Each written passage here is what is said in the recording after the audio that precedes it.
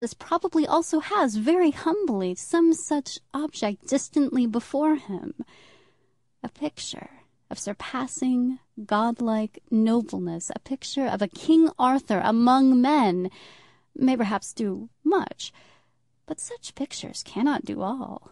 When such a picture is painted as intending to show what a man should be, it is true.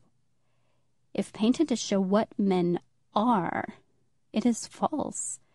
The true picture of life as it is, if it could be adequately painted, would show men what they are and how they might rise. Not, indeed, to perfection, but one step first, and then another on the ladder. Our hero, Frank Greystock, falling lamentably short in his heroism, was not in a happy state of mind when he reached Bobsborough. It may be that he returned to his own burrow and to his mother's arm because he felt that were he to determine to be false to Lucy, he would there receive sympathy in his treachery. His mother would, at any rate, think that it was well, and his father would acknowledge that the fault committed was in the original engagement with poor Lucy, and not in the treachery. He had written that letter to her in his chambers one night in a fit of ecstasy, and could it be right that the ruin of a whole life should be the consequence? It can hardly be too strongly asserted that Lizzie Greystock did not appear to Frank as she has been made to appear to the reader. In all this affair of the necklace, he was beginning to believe that she was really an ill-used woman, and as to other traits in Lizzie's character, traits which he had seen, and which were not of a nature to attract, it must be remembered that beauty reclining in a man's arms does go far towards washing white the lovely blackamoor. Lady Linlithgow, upon whom Lizzie's beauty could have no effect of that kind, had nevertheless declared her to be very beautiful, and this loveliness was of a nature that was altogether pleasing, if once the beholder could get over the idea of falseness, which certainly Lizzie's eye was apt to convey to the beholder. There was no unclean horse's tail. There was no get-up of flounces and padding and paint and hair, with a dorsal excrescence appended with the object, surely, of showing in triumph how much absurd ugliness women can force men to endure. She was lithe and active and bright, and was at this moment of her life at her best. Her growing charms had as yet barely reached the limits of full feminine loveliness, which, when reached, have been surpassed. Luxuriant beauty had with her not as yet become comeliness, nor had age or the good things of the world added a pound to the fairy lightness of her footstep. All this had been tendered to Frank, and with it that worldly wealth which was so absolutely necessary to his career. For though Greystock would not have said to any man or woman that nature had intended him to be a spender of much money and a consumer of many good things, he did undoubtedly think so of himself. He was a Greystock. And to what miseries would he not reduce his Lucy, if, burdened by such propensities, he were to marry her, and then become an aristocratic pauper? The offer of herself by a woman to a man is, to us all, a thing so distasteful that we at once declare that the woman must be abominable. There shall be no whitewashing of Lizzie Eustace. She was abominable. But the man to whom the offer is made hardly sees the thing in the same light.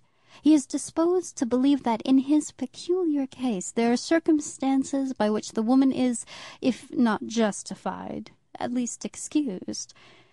Frank did put faith in his cousin's love for himself. He did credit her when she told him that she had accepted Lord Fawn's offer in pique, because he had not come to her when he had promised that he would come. It did seem natural to him that she should have desired to adhere to her engagement when he would not advise her to depart from it.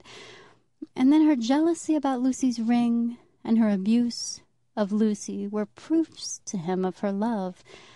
Unless she loved him, why should she care to marry him? What was his position that she should desire to share it? Unless she so desired because he was dearer to her than aught beside. He had not eyes clear enough to perceive that his cousin was a witch, whistling for a wind, and ready to take the first blast that would carry her and her broomstick somewhere into the sky.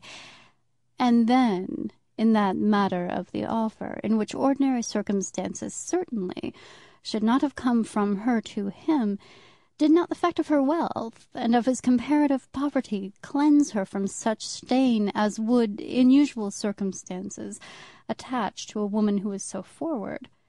He had not acceded to her proposition. He had not denied his engagement to Lucy. He had left her presence without a word of encouragement because of that engagement. But he believed that Lizzie was sincere. He believed now that she was genuine, though he had previously been all but sure that falsehood and artifice were second nature to her. At Bobsborough he met his constituents, and made them the normal autumn speech. The men of Bobsborough were well pleased, and gave him a vote of confidence. As none but those of his own party attended the meeting, it was not wonderful that the vote was unanimous. His father, mother, and sister all heard his speech, and there was a strong family feeling that Frank was born to set the Greystocks once more upon their legs. When a man can say what he likes with the certainty that every word will be reported, and can speak to those around him as one manifestly their superior, he always looms large. When the Conservatives should return to their proper place at the head of affairs, there could be no doubt that Frank Greystock would be made Solicitor General. There were not wanting even ardent admirers who conceived that with such claims and talents as his, the ordinary steps in political promotion would not be needed, and that he would become Attorney General at once.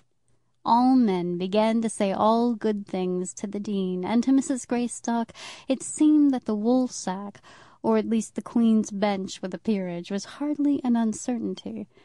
But then there must be no marriage with a penniless governess. If he would only marry his cousin, one might say that the woolsack was won. Then came Lucy's letter, the pretty, dear, joking letter about the Duchess and broken hearts. "I would break my heart, only... Yes, he knew very well what she meant.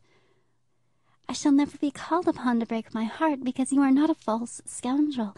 If you were a false scoundrel, instead of being, as you are, a pearl among men, then I should break my heart." That was what Lucy meant. She could not have been much clearer, and he understood it perfectly. It is very nice to walk about one's own borough and be voted unanimously worthy of confidence and be a great man. But if you are a scoundrel, and not used to being a scoundrel, black care is apt to sit very close behind you as you go caroling among the streets.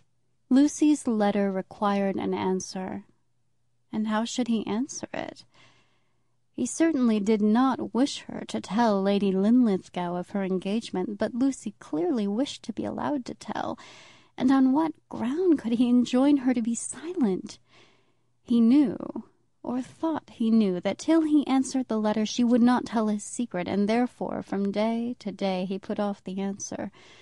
A man does not write a love letter easily when he is in doubt himself whether he does or does not mean to be a scoundrel.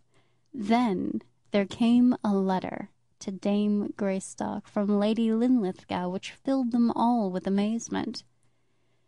"My dear madam," began the letter, "seeing that your son is engaged to marry Miss Morris, at least she says so, you ought not to have sent her here without telling me all about it.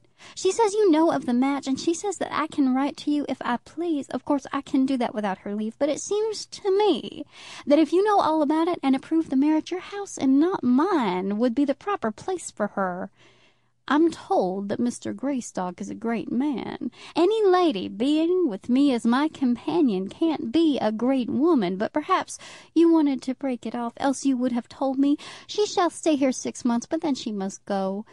Yours truly, Susanna Linlithgow." It was considered absolutely necessary that this letter should be shown to Frank. "You see," said his mother. "She told the old lady at once." "I don't see why she shouldn't." Nevertheless, Frank was annoyed. Having asked for his permission, Lucy should at least have waited.